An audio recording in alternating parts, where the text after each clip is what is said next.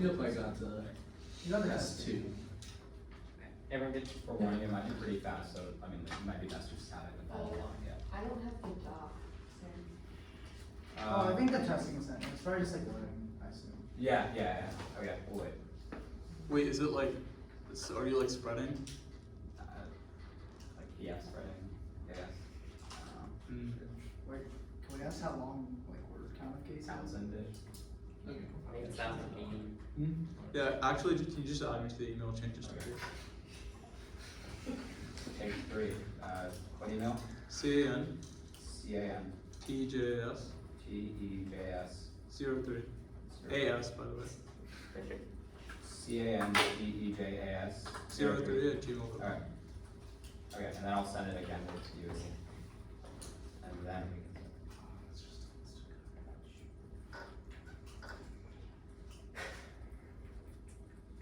I assume the tags are like the transitions. Yeah. Okay. Sounds good. Which is what we're. Alright, it's done. With everyone up. Alright, all good? Okay. Lack of federal support is high-speed rail's Achilles heel. Framework 14 writes, the federal government, having involved all power, can't prioritize projects. This approach is incapable of supporting high-speed rail. Affirming solves. Most 19 confirms that each takes 3 years of permitting and another 4 of construction. The federal government gets involved with a short and for one no problem. And funding is a concern. Forza 21 finds the creation of a national infrastructure bank will cover projects such as high-speed rail. The bank will be capitalized with existing treasury debt, so will require no new spending, be authorized to invest trillions, and create 25 million new jobs. When the federal government hops on board, others will follow. This Scan 21 concludes, funding could jumpstart a new area of travel. With high-speed rail, the power and public sector will break inertia and begin a national network. Thus, contention 1 is manufacturing. Once a powerhouse, Part 20 finds the U.S. manufacturing has been flat over the last 2 decades. High-speed rail puts us back on the right track. Kunstler writes, a national high-speed rail system would revive the manufacturing sector by creating a new industry producing trains, steel, and related components, including savings will exceed costs. Manufacturing musters military might. ACO7, the industry's ability to supply or defense establishment will depend on its ability to compete in commercial markets and maintain a domestic presence. The government must encourage investment in manufacturing, otherwise it would seriously compromise military preparedness. Specifically, Mid 21 furthers, as a national security landscape is changing, a greater commitment is needed to manufacturing that can provide new military capabilities. If the U.S. remains dependent on others for components produced through manufacturing, it could discover it's unable to maintain its military advantage in future conflicts. Readiness is key. Spencer K. confirms declines in readiness signal to the world that the U.S. is not prepared to defend its interests. Hostile nations will lash out, inevitably leading to U.S. involvement. The table is set for catastrophe. Means 21 reports nuclear war's potential hasn't been so high in 80 years. U.S. lack of capability could lead to aggressive military miscalculations. China, Russia, Iran, Pakistan, North Korea, the world's a powder keg that could kill us all. Contention 2 is innovation that excites. The tech race is heating up. Revitalizing infrastructure and alleviating congestion in America's most important regions is key to victory. ER 22. China is expected to surpass U.S. because of declining investments in infrastructure. At the height of the Cold War, strengthening the economy and national defense for reasons I heard about the ill-advanced energy highway systems. It's time for similar action today with focus on investments for mega regions to reach their full potential. Mega regions will determine whether the U.S. can compete with China and represent 80% of the nation's population and its innovation economy. Unleashing the creative capacity, these places will allow to be engines for prosperity throughout the century. At the same time, Act 22 finds the U.S. can't build enough highways or airports to meet demand. Enter high-speed rail. Group 21 explains in mega regions of several metropolitan areas, people would rather be in smaller cities or work in a larger city that's 30 minutes away by train rather than 3 hours by car. A Goldilocks zone where high-speed rail will fit between other forms of transport. Route 09 confirms high-speed rail is the most convenient way to travel across America's mega regions. Imperious Crew, Blue 22 finds China embraced rapid increase in innovation. Patents increased 20% annually in recent years. By strengthening interstate linkages and crossing resources, high-speed rail accelerated knowledge and tech and improved the collaboration of capital and talent. Ultimately, the ranks 20 concludes across mega regions, high-speed rail will provide a fast, affordable, and stable mode of transport, boosting innovation in America. The U.S. can't afford to lose. J19 United States that dominate tech progress globally dominate international relations. The U.S. has been the world's innovation leader. Accordingly, stability has been maintained. If China succeeds in mastering tech in the future before the Democratic Court, this could lead to a drastic and rapid shift in the balance of power, upsetting global stability. Tech 14 first head transition periods have historically been the most destabilizing eras. The rise of new global powers is its great power conflict. Devastatingly, Dow 15 concludes the next great power war would involve nuclear weapons, dividing miscalculation, and Star 15 terminalizing a nuclear post-war environment with too cold and dark to grow food. Humans would vanish forever. Contention 3 is off the grid. Recent climate legislation is a strong start, but only a piece of the puzzle. Cohen 22. The Inflation Reduction Act subsidies will make clean tech cheaper, but only provide a few billion for power lines, a tiny share of the hundreds needed to chart a path to net zero emissions. Specifically, Polsky 22 explains to meet carbon reduction goals, the government must support critical infrastructure to move electricity from the windiest and sunniest regions to the cities where electricity is consumed. Just as the U.S. invested in interstate highways to transport good and fuel 60 years ago, the country invest in long-distance, high-capacity transmission lines today, making the grid more reliable. High-speed rail is the perfect solution. More 11 finds high-speed rail in Germany has thousands of high-voltage transmission lines that broaden the national grid, a quick solution to move large amounts of renewable energy from one region to another. Integrating power lines with high-speed rail will cost only a quarter building a new grid concluding, the lesson for the U.S. is that high-speed rail can be more than just fast trains. 1022 confirms the application of rail lines for electricity has the potential to power high-speed trains with renewable energy and supply surplus to surrounding users. The Beijing-Shanghai high-speed rail line corresponds to 12% of China's. Concluding, integrating renewable energy with railway infrastructure can optimize the sector and facilitate the clean energy transition. A shift is key. Polsky concludes, modernizing the grid to accommodate more renewables will send an important message and position the U.S. for global energy leadership. Bordolph 21 further, the push to build an innovative clean energy sector may be the greatest contribution to combat climate change. U.S. climate leadership brings down the cost of clean tech for the rest of the world to decarbonize. Absent action, Spectre 19 warns by 2050, the ice sheet vanished, brutal droughts show the Amazon, and the planet plunges into a feedback loop of ever hotter, deadlier conditions. Armed conflicts over resources culminating in nuclear war are likely. The result, the end of human civilization. Thus, we strongly urge an affirmative ballot.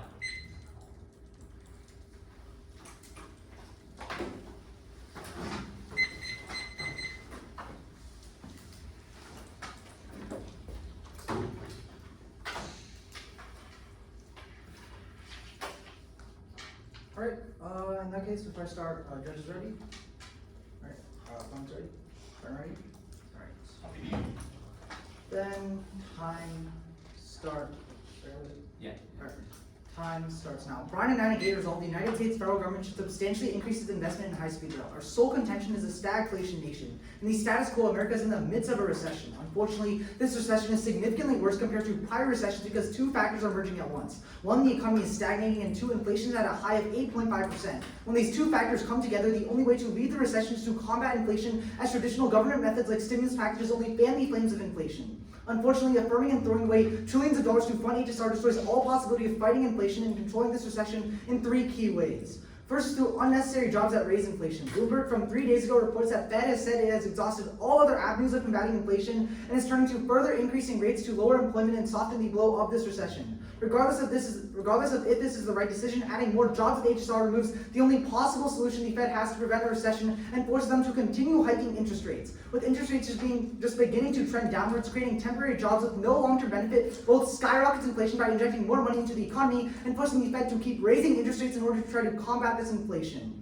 That's crucial as Stein and Jim concludes that tighter U.S. monetary policy will push up the cost of financing debt for emerging markets that borrow in dollars, hardening an already severe debt and price crisis right now. Already, the number of people worldwide who are hungry has exploded from 135 million to 276 million this year alone due to the deteriorating financial conditions. The debt collapse will push many nations over the brink. Second is through cost. High-speed rail would be incredibly expensive, as Millstock 21 finds that the estimated cost would be $150 million per mile. At their state, the national rail system would cost at least $1 trillion. The highest O'Toole finds that the highest high-speed rail would add $4 trillion to the federal debt from construction alone. Because taxes are politically unpopular, O'Toole writes that the only federal funding for high-speed rail can come from deficit spending. However, O'Toole warns that the real costs will always end up higher than expected. For example, Simone 22 finds California's high-speed rail line costs 3 times more than projected, rising from an estimate of $33 billion in 2008 to $113 billion in 2022. These disastrous effects are also clearly highlighted in the country with the most advanced high-speed rail, China. The Eurasian Times from 1 month ago finds that China's once profitable railway is now facing $900 billion in debt and has seen a 30% drop in passengers compared to pre-pandemic times. This is extremely devastating, as Investopedia 22 finds that any and all government spending has a multiplier effect of inflation as money gets circulated in the economy. This is empirically proven, as Box 22 finds Biden's $1.9 trillion American Rescue Plan single-handedly raised inflation by 2 to 3%, thus funding another $1 trillion price tag with skyrocket inflation and interest rates even further. The impact is a domestic recession with inflation estimating prices of goods will continue to dramatically rise for the average consumer. These effects would push the U.S. into a recession, dragging millions of citizens below the poverty line. Finally, third is dollar devaluation. To finance large payments and deficits, the federal government sells more bonds to finance the debt. When investors buy U.S. debt, they strengthen the dollar. Loitas 22 writes that the U.S. government issues bonds that are then purchased by foreign investors. Those payments will also have to be made in dollars, requiring the foreign investors to sell their currency to buy dollars and purchase these bonds. By strengthening the dollar, the U.S. makes it harder for other countries to pay back their debt, as Edwards 18 writes that a relative appreciation in the dollar is the same as a relative depreciation for other currencies. It becomes more difficult for developing countries to obtain the money they need to finance their government spending. Economies that are doing just fine suddenly discover their currency is no longer valuable enough to pay their bills. The more developing countries spend on debt, the less they can put into social programs. Boyce 11 find an additional $1 of debt service means 29 fewer cents spent on public health. So Stuber 10 adds each additional $100 increase in social welfare spending has an associated with a 1.2% drop in all-cause mortality. With the emerging economies already hit hard by other factors, Rashid 2020 quantifies a full-blown debt crisis would push 140 million more into extreme poverty. Finally, an underview. As soon as you affirm, if there's an initial substantial investment, future rounds of funding for high-speed rail would be struck down by Republicans. This political shift would happen as soon as Salvanto 22 from 1 month ago finds Republicans are set to win the House with a current lead of 25 seats. It's disastrous because the NY Daily explains that they would withdraw funding for mass transit, specifically high-speed rail, because it only takes one chamber of Congress to withdraw funding. Just 1 year would stop any progress in HSR, halting any and all affirmative benefits. For these reasons, you can always negate it. Send me underview. Also, y'all's speech doc has like only up to C1 if I'm not mistaken. Can you put some few more maybe? Yeah. I think it has everything. That might be great. Does it have everything? Yeah. Huh, this one? Oh, I need to click open this. Alright, I like that.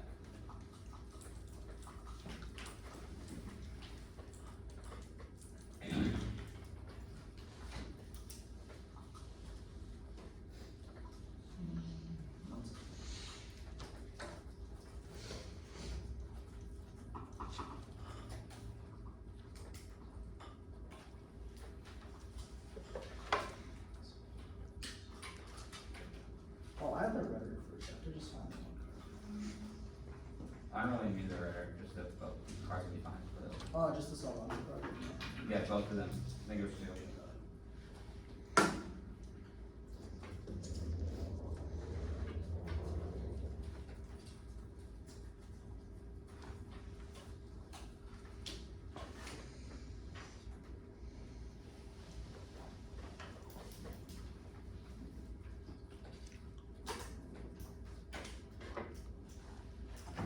I'm sending in the. Okay. Sorry.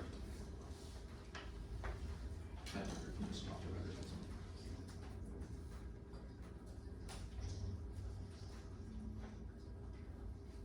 Okay.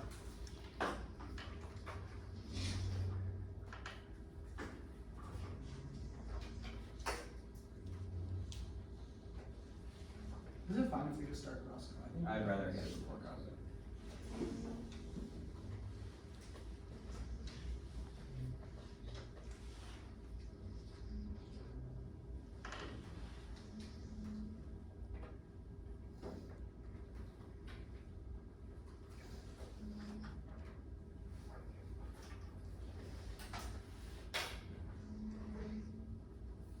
Should be sent.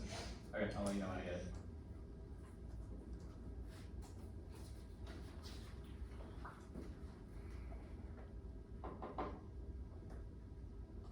The estimate is out of date, by the way, just check the actual time. It should be Yeah, 13 now- seats now, since it was updated in August 20th.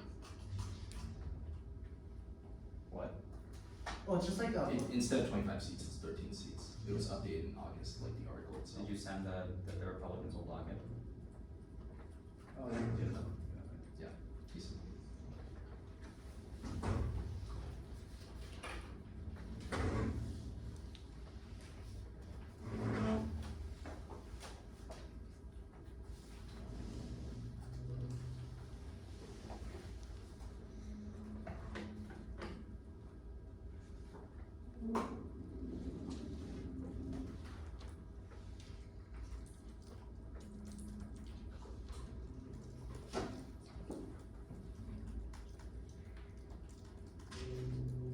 I'm sending it. Okay.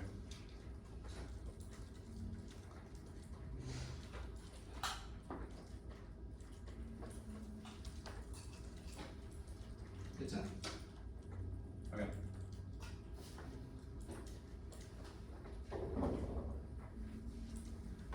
Let's know. Okay. I'll let you know when I get it.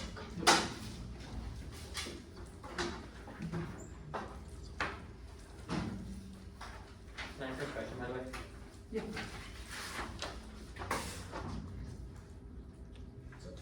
Yeah, whenever you want to start.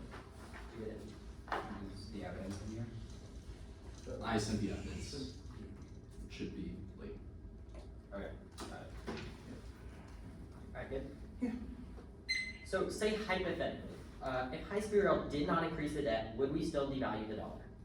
Okay, no. Always say right now, as high speed rail, the increase in interest rates, the increase in spending, that just makes the dollar even more strong. I mean, So yeah, but if it didn't increase the debt, would we still see the increased interest rates? Would we still see all these other things that would lead to a devalued dollar? no, it's not the debt. What we say is just the spending, because they have to find a way to fund it. We say that's most likely through bonds, and then we say that's bad. So how is bonds different from debt? Wait, what? Okay, no. Debt is just saying like you just add on top like the national debt you can pay it off later. What we say is they have to find a way to finance a debt. They have to find a way to finance How is the funding it through government bonds different than funding it through debt? Yeah, the difference between funding through government bonds is like, for example, it allows other investors to like buy these bonds that allows for like transferable debt. That means it's like it's the best and most efficient way Can't to other like finance investors transfer. invest Can I get a in question? debt? Yeah, sure. Let me say a question on this. All right. So let's talk about this let's talk about these greenhouse gas emissions, right? What percent would we be saving from like high-speed rail? We argue that it's not the high-speed rail specifically, like removing it from its operation, but primarily the transmission lines we built along the high-speed rail that accommodate the whole grid, so 100% of our emissions. Okay, but like in the overall grand scheme of things, like what does this do? Like at the very most, this might like decrease emissions by like a couple million. Insofar as like there's so many other countries that have I would disagree, because we're arguing that everything is set for a complete renewable transition, except we don't have a way to adequately So transport the power. what I'm saying is like, sure, even if we take out your highest ground, sure, we have like more greenhouse, we have more renewable energy for like one part of the transportation system. What does that do to Our solve? highest ground is that we have a complete green energy Okay. transformation because we power our whole Wait, grid through so- renewables and transport the okay. power over high-speed rail. So just checking, you're saying when we had this like one high-speed rail, we transport through like, So one, it's not one high-speed rail. It's a system of rails across the nation as like a transport system. even- Second, it's the transport lines along the rail that are so crucial in order to facilitate a whole grid transition. Okay. It's not just transportation. even if this is true, what does this do to solve like the overall grand scheme of like global warming? There's still Sure, so our many policy other evidence countries is good doing on lots this. of It this. specifically says that we already have enough tech for renewables everywhere else, and we say that if we build these transition lines, the US would model for other countries and say, look, you can build high-speed rail and these transmission lines as well, and they can facilitate on their own green energy transition. Can you give an example of like any other country that's going to build high-speed rail? Like why, like insofar as like Biden already passed like a green climate bill, why do we have to install an additional like green like transmission We line? argue that the whole globe would follow once the US transitions. Wait, why does the whole globe follow though? Like there's no reasoning. Insofar as like in the Because we past, show them how no, to. insofar as like other countries that like do HSR like China, how come they don't do this if this is such an easy fix that you stated? Can you name one country that has entered into a recession because they built high-speed rail? Yeah, sure. Like for example, China's economic situation is really bad, and I'd say one main Did they reason. enter a recession? One main reason that we Did say. they enter a Okay, recession? can I just like one main reason we say is like they're already $900 billion in debt. It only gets worse. Thank you.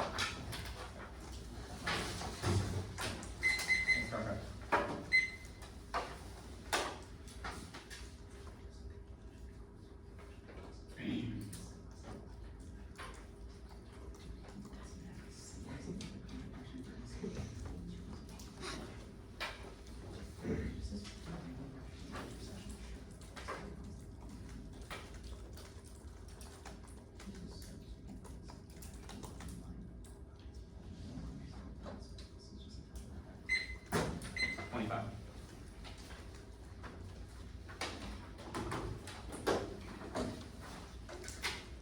Just down the case.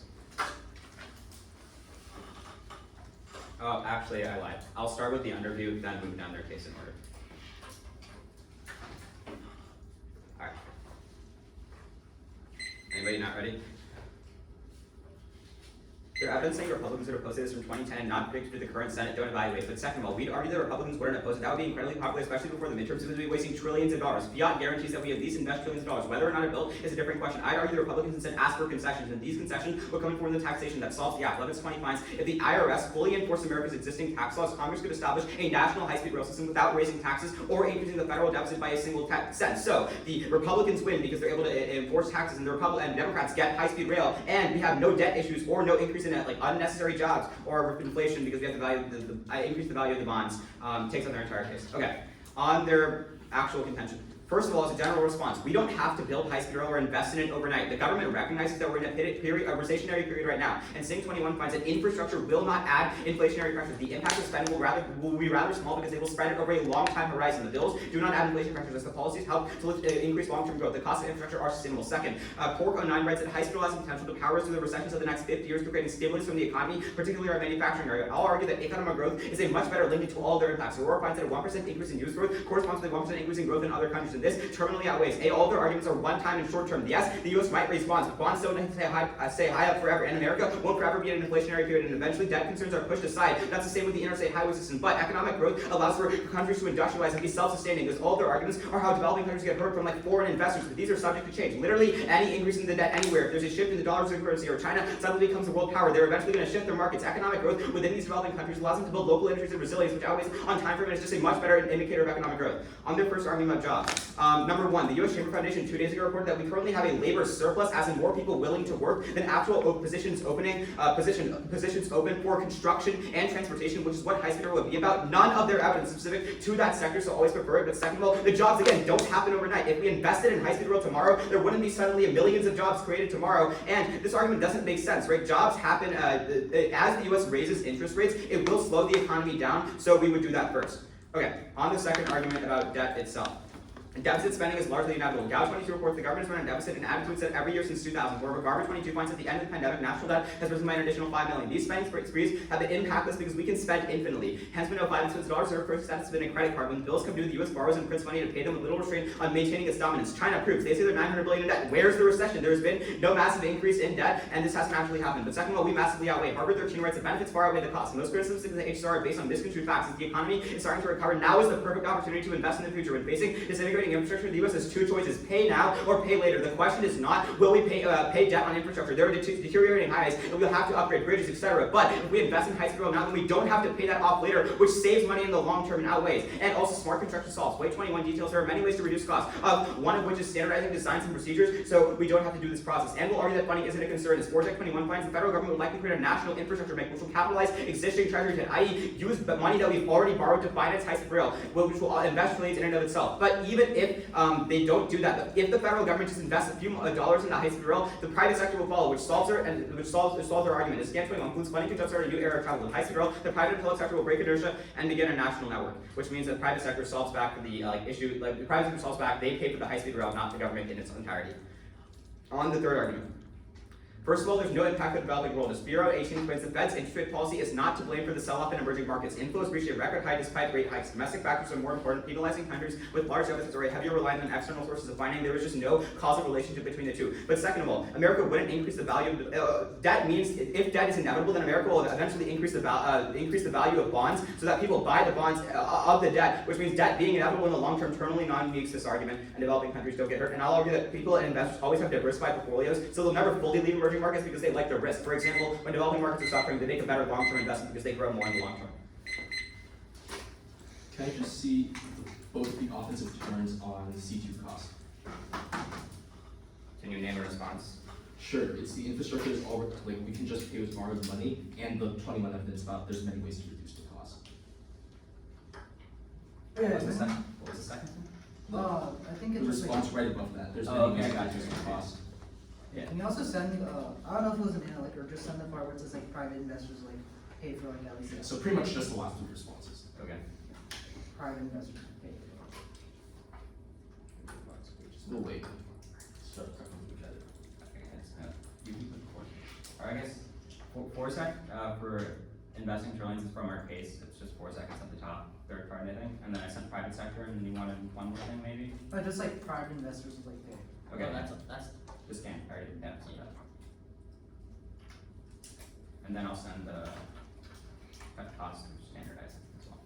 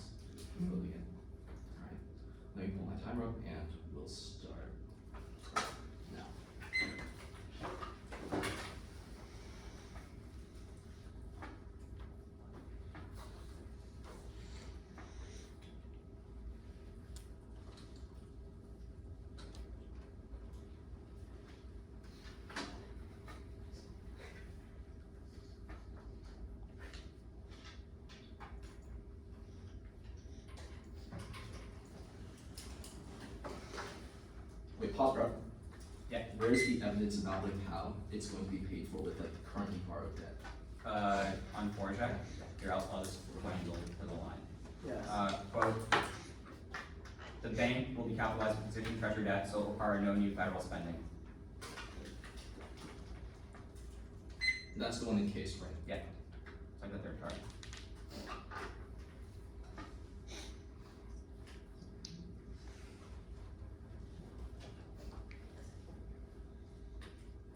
Wait, Or can you just like send can that you just send it specific part individually again? because like Since, I'm there's- control Fing bank and I don't seem to see it. Okay. I sent it. No, okay, I see it. Okay, never mind. Yeah, we'll resume. Apologies.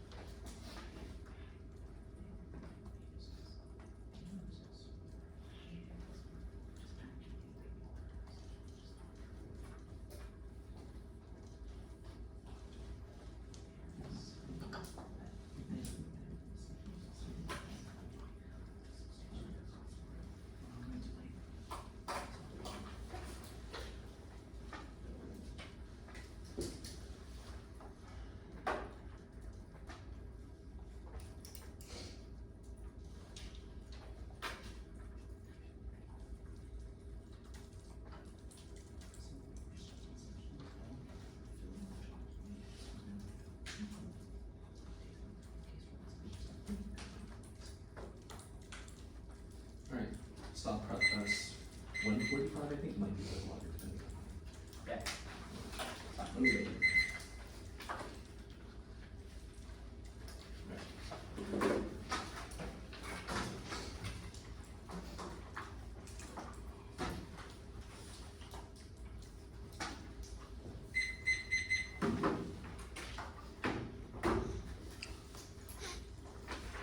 It's just going to be starting on the underview, then going down our case, down their case.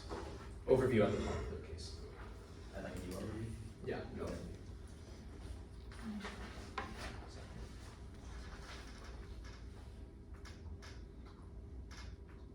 Alright.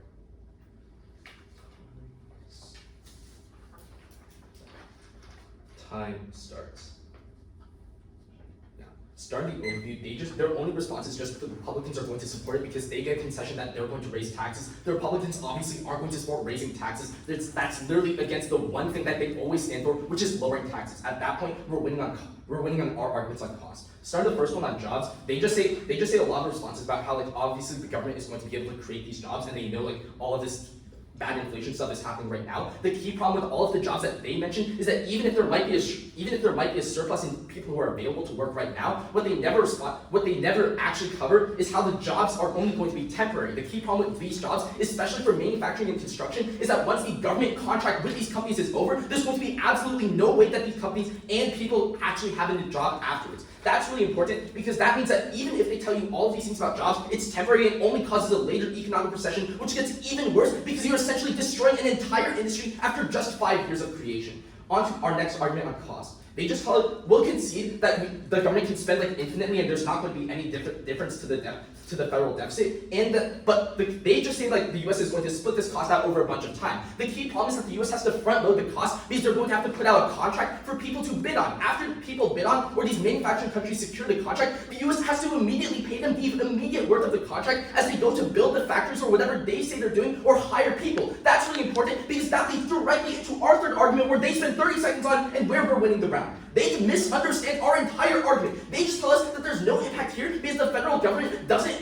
change like bond swaps. They misinterpret our argument as bonds. It is not bonds. What we tell you is that when the government spends more and adds to the federal deficit, Rand of 2018 explains that because most emerging economies pay off their debt in US dollars, it becomes harder for their not fixed floating currencies to transfer to US dollars. At that point, because they have to spend more and they are already in a bad position, as Lewis 22 explains that all of these economies are already experiencing poor conditions from Lewis 22 from Case explains that all of these economies are already experiencing a harsh load of other factors, and they're already on the verge of debt collapse. The only time that anything happens to these emerging economies is when you affirm. They also say that all of these have like diversified portfolios, and like they're going to switch to bonds. It's not about bonds again. All we have to prove is that the cost increases to the national debt. They also say this thing about like how the US won't have to use debt at all. The key problem with this is that it's literally a proposal. No government plan has actually implemented it, and even if it does, we'd have to loan more anyways. On to the app.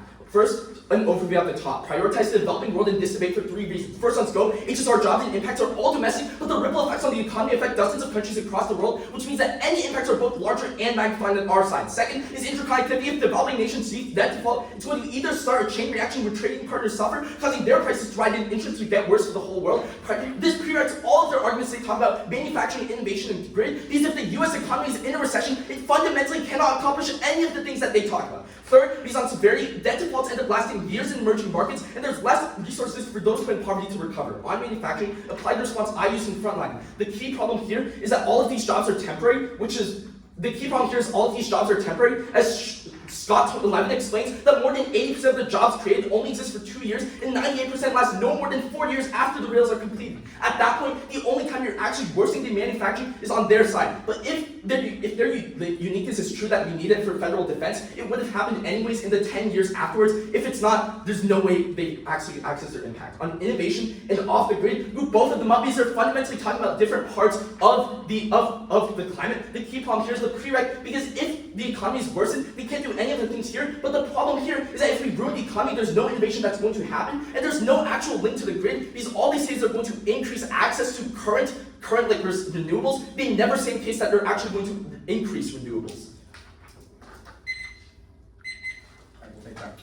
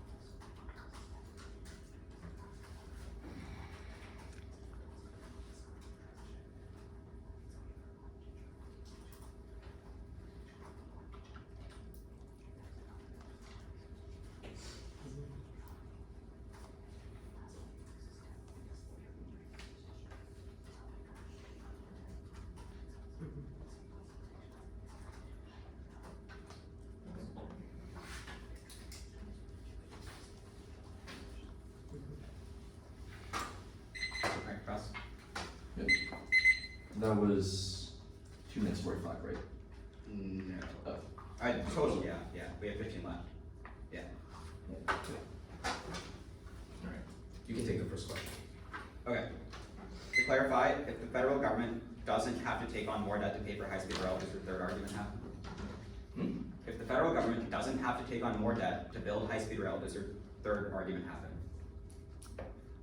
I mean, yes, because the key problem here is like the dollar value of the dollar value of the purchasing power parity of the dollar is going to increase regardless. Like if Wait, we why? have, if we okay, so if we have inflation, then the dollar is going to get stronger. Which So it is if right we now. see any economic benefit even happen, then we're already going to see the dollar get stronger.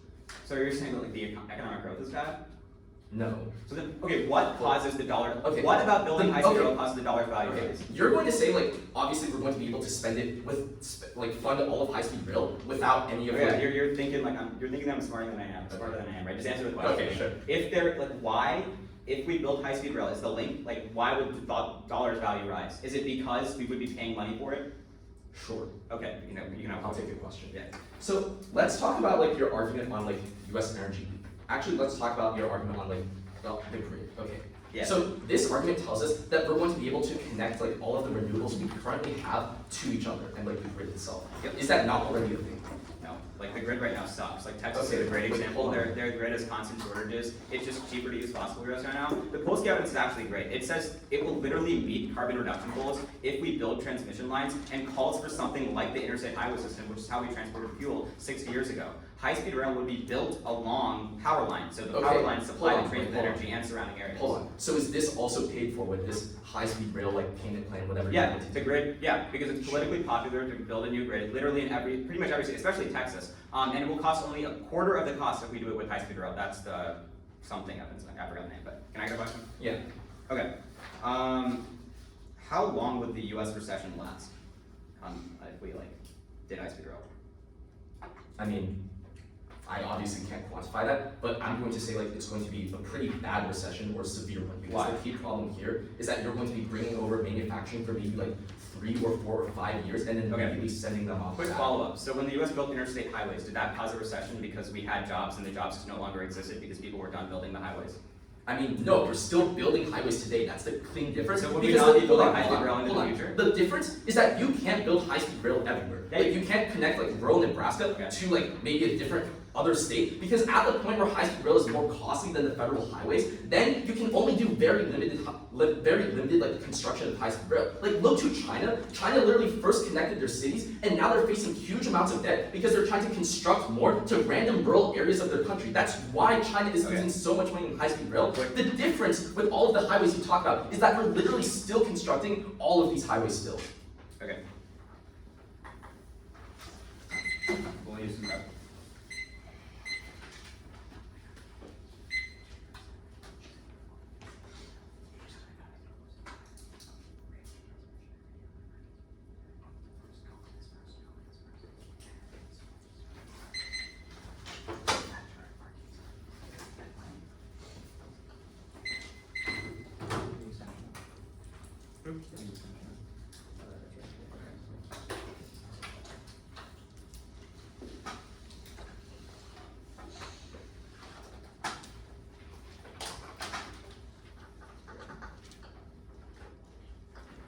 That's what I'm gonna do right. Yeah. Is everyone ready? Extend our argument about the grid. Climate action is headed in the right direction, but it needs structural support. Specifically, it needs an upgrade to the grid's transmission lines in order to achieve competitive renewable prices. Affirming brings with it the construction of power lines along the track, which is historically verified. The rail will power the trains and supply excess energy at affordable prices, facilitating a green energy transition. Such a move would allow other countries to model the U.S. and decarbonize cheaply, averting a level of climate change to produce unlivable conditions and resource wars that culminate in extinction by 2050. Now, first let's talk about a turn on their case. They have cold conceded that high-speed rail powers us through recessions by creating infinite manufacturing jobs into the future. Their only response is that manufacturing jobs are temporary because once the rail is built, then there's no more jobs. However, they read in O'Toole specifically says maintenance will have to be done every 2 years. If we're constantly rebuilding and maintaining high-speed rail through these jobs don't just disappear, they keep going on, they go on into the future, that propels us through recessions. Now, on our case. First, we obviously link into the developing world as well because both climate change and this recession goes global. Then second, they say that debt defaults are only temporary. They, at best, can only insure us for the next debt default. However, we insure you through recessions throughout the future because recessions are cyclical. In the U.S., we see recessions happen over and over again. We saw them in the 80s. We saw them in 2008. We may be seeing one now. However, we promise to propel you through infinite recessions, not just this next one. Now, on our grids argument, Polsky is perfect here. They simply say that if we have an economic collapse, then there's no innovation. However, there's no warrant to why this is happening. Polsky simply says that it's not that we don't have the innovation for climate already, we don't have the transmission lines that we need. So we outweigh for a few reasons. One, climate change hits developing countries the hardest because they don't have the funds in order to recuperate their losses. Second, debt collapses, or a high-speed rail, the climate change causes a debt collapse in developing countries because if your infrastructure collapses because of the increased heat, you have to take on debt in order to rebuild it. Third, climate change is existential. It leads to extinction. That's a permanent impact that outweighs everything. And then lastly, time frame. They are only insuring you for one recession, but high-speed rail propels us into the future through infinite recessions. Now, on their case, again, extend the term, that's case ending for them because they conceded that we propel through infinite recession, so even if we do trigger recession, we propel through it. More importantly, they conceded the NIV evidence that basically says we're not taking new funding, we're using existing debt that we just haven't spent yet. In other words, this debt is just sitting out doing nothing. We're taking that debt, using it to build high-speed rail. Since there's no new funding, this doesn't mean anything. Again, they have no responses. They say it's simply a proposal. However, of course it's a proposal. High-speed rail hasn't been built. When we build high-speed rail, this will happen. The reason it's a proposal is because it's a good thing to do. Oh yeah, and then lastly on Republicans. The reason they say that they won't support raising taxes because that's against everything the Republican Party believes in. We're not talking about raising taxes, we're talking about enforcing existing tax policies that are currently being laxly supported. However, we would enforce them to like the highest degree. Republicans do support that because they believe in law and order. If you do that, that means Republicans will support high-speed rail. They won't oppose it, means it gets built. Plus, you have to vote for us because we prevent both climate change because we build transition lines along the rail. And second, we power us through recessions in the future by providing manufacturing jobs. Thus, you have to vote out. We'll start taking pride.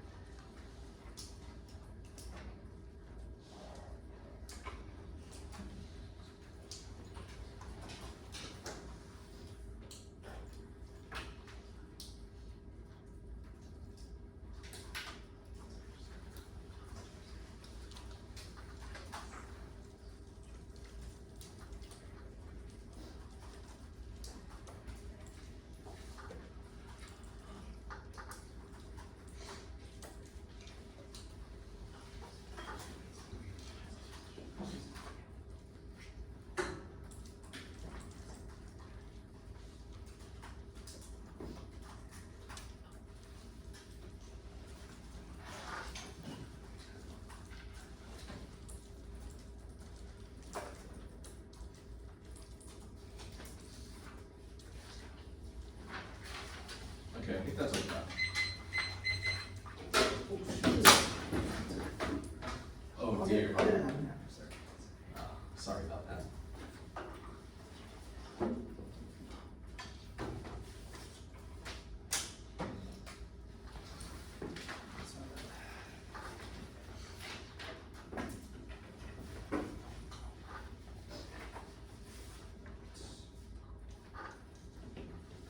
The order is just going to be frontlining my case, and I'll do the extensions, and then I'll do the comparison.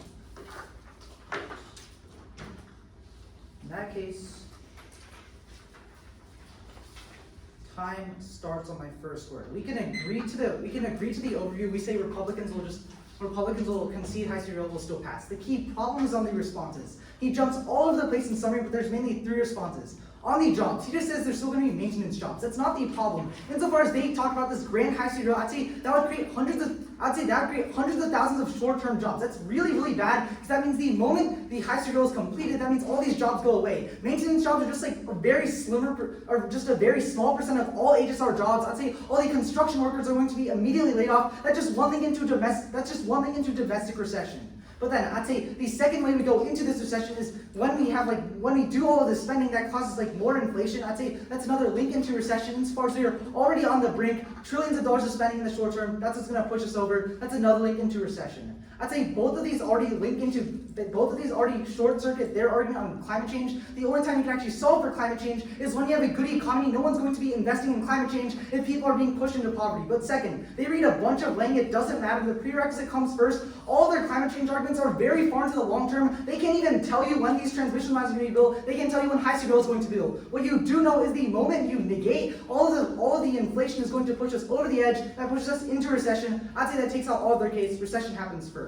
But then on the main place where we're winning the round is on dollar devaluation. He just continues to extend through income that we're using existing debt. That's obviously not true. If you look to the past, every single time we need to fund infrastructure, we always fund through bonds. What that's really key is the way to sign that the US government issues bonds that are then purchased by foreign investors. Those payments also have to be made in dollars. What's really key is even if the dollar is strong right now, it can always get stronger. That is absolutely devastating to developing economies. As Edward 18 finds, the relative appreciation in dollars is the same as the relative depreciation for everyone else. What that means is before, if 10 Turkish lira is 1 US dollar, now it might be 20 or 30 Turkish lira. That is the most, they give zero responses, don't let them make any new ones in final focus. This leads cleanly into our impact, as Boyce finds an additional $1 of debt service means 29 fewer cents spent on public health. This leads us to the most important impact in the round, as Rashid 2020 quantifies a full-blown debt crisis will push 140 million people across the world into extreme poverty. Now let's do the weighing where this round comes down.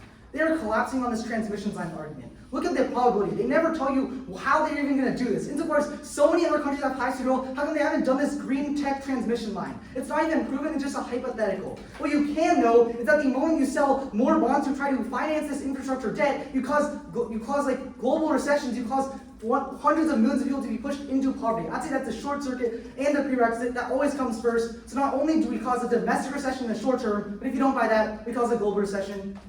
Either way, you can always make it. Good for cross.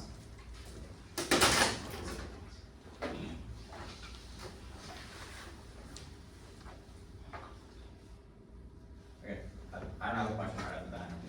If we all can take one. Alright, sure. Time starts out. Let's start with grid. Can you tell us all about what's going to happen with like US leadership? Yeah. We've done a ton of climate bills in the past. We've done one literally like last month.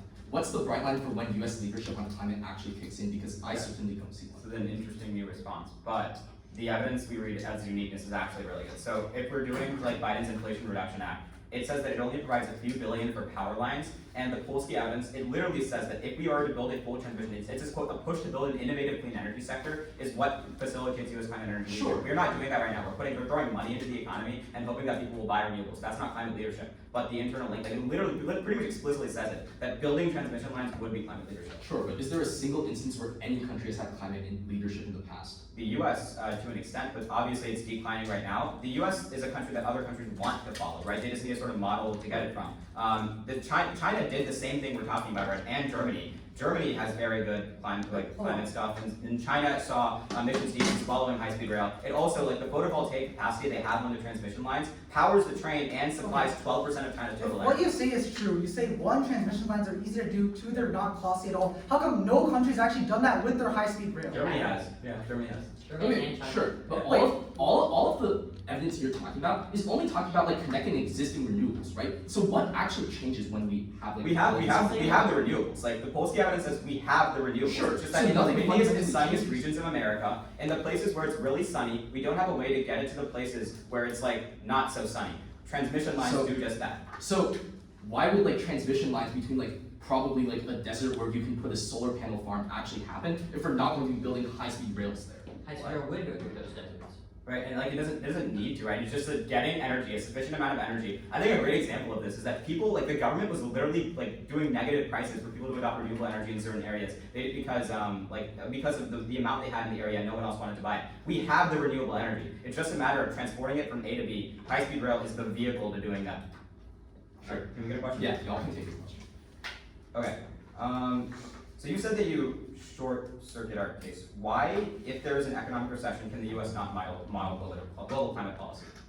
Okay, one, we just say like in general, if there is a recession, like the government is not going to be focusing on like investing in like green tech, right? They're going to be focusing on like social spending. They're going to be focusing on social welfare. Why can't they do both? Like, Why Yeah, can't? Why can't? okay. Because, like in every previous time, I'd say like one, politicians wouldn't want to focus on issues like global warming, right? If like their citizens, like tens of millions of them are like on the poverty line, they're not going to divert their focus to something like Okay. green tech. Yeah. The really important thing is like what doesn't go responded to is that all of the cost is going to be front loaded. So at the point of recession That was not happens before we summary. can get any of like green, yeah, but it was not responded in your summary either. Like at the point where we can get any of this green tech happening, then like that only has to happen after that can only happen after the recession is solved.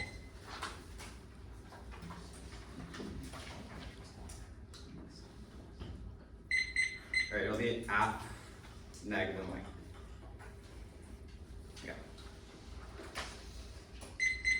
The app case is 100% conceded in their last speech. We say that the U.S. is making progress toward climate, but needs structural support, i.e. the ability to transport renewables from the windiest and sunniest regions to the cities where it is consumed. High-speed rail would be this vehicle in Germany. It has historically been tagged along with power lines, would be only the quarter of a cost of building a new grid, and facilitate a, quote, full energy transition, which empirically has happened in China, where their photovoltaic capacity corresponds to 12% of the total electricity. This is important, because a push to build an innovative clean energy sector will be modeled by other countries, and they will also follow suit to their own clean, innovative policies, which averts a level of climate change that will cause resource wars and unlivable conditions by 2050, results in extinction. Okay, the only way they can win this round is by this economy prereq. But they have dropped that recessions are short term. Recession happens, it goes away, okay, a year or two, but then we still have the high-speed rail. High-speed rail isn't built in a year or two. Post that, we have the ability to model U.S. climate leadership. Plus, they just provide no warrant why a recession would harm our ability to innovate. This happens by the private sector, etc., and the government can focus on climate policy and do social spending. Think about why the federal government also invests in the military, why there's in a recession, because there are both goals they can achieve. It doesn't come at the cost of climate change. They'll just both happen. Their weighing doesn't make sense. At that point, they can see that extinction is the biggest impact because it happens into the future, it prevents any future impact, and that if climate change were to happen, it would increase the debt of developing countries because if their infrastructure is collapsing as a result of it, then they have to take on more debt, which just harms their economies. Like, our case just outweighs so massively.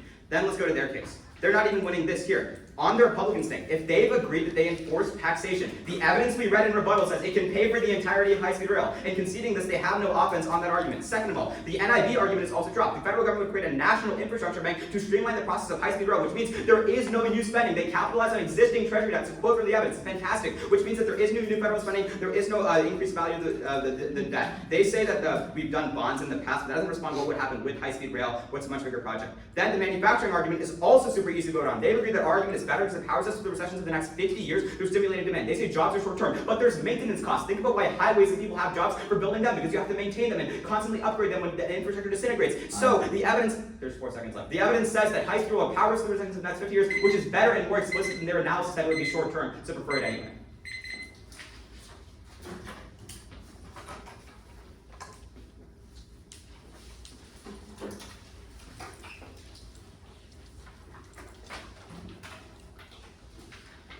It's just going to be our case weighing their case, if time permits.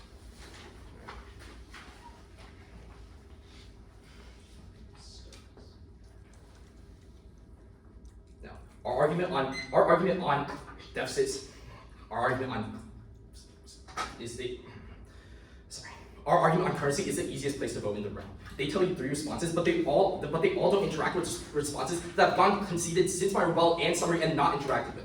First, they tell you that Republicans are going to fund it all through these taxes, but the problem is, like, Republicans don't like these taxes. They literally despise taxes of the rich. The only taxes under enforced are those said taxes. They then tell us that there's, like, always going to be these manufacturing terms, which is all of these, like, maintenance costs. They never interact with the fact that this maintenance is a very small portion. That was Scott, which found that it was only 2% of the actual jobs that would stay. That's really important because that proves that there's already going to be recession only from ending manufacturing itself there. But then, their only response in our argument, which wins us the round, is they just say there's not going to be, like, any spending. Again, this is a proposal that has 0 government support. There's absolutely 0 warranty as to why this would happen, insofar as every single project in the past has been funded with deficit spending. At that point, it's really easy to vote here. What Linz tells us is that bonds are really important right now because the emerging economies are in a really bad state. That's important because Edwards finds that when we purchase more U.S. bonds to finance projects, that's when we lead to higher U.S. purchasing power. That's what leads to these emerging economies facing debt defaults. That's really important because Russell concludes that more than 140 million people will be put back into poverty. Go to the wing. They tell us a lot of wing about how all of the climate change is going to be long-term, but there's a few key problems here. First, they only tell us, like, this climate change is going to happen, but they never tell us when this is actually going to happen in tangent with, like, all of the high-speed rail. Like, it's almost as if they're adding in, like, another policy to it. But the key problem here is, like, all of this is only going to happen if we don't have an economic recession and if all of the manufacturing jobs aren't lost in the first place. At the point all of these jobs are lost, then there's going to be nothing that can possibly happen to actually create these jobs. The only place you're going to possibly vote is the immediate debt collapse that happens the moment you affirm when costs are front-loaded. It's the easiest place to vote. Good job, y'all. Great job.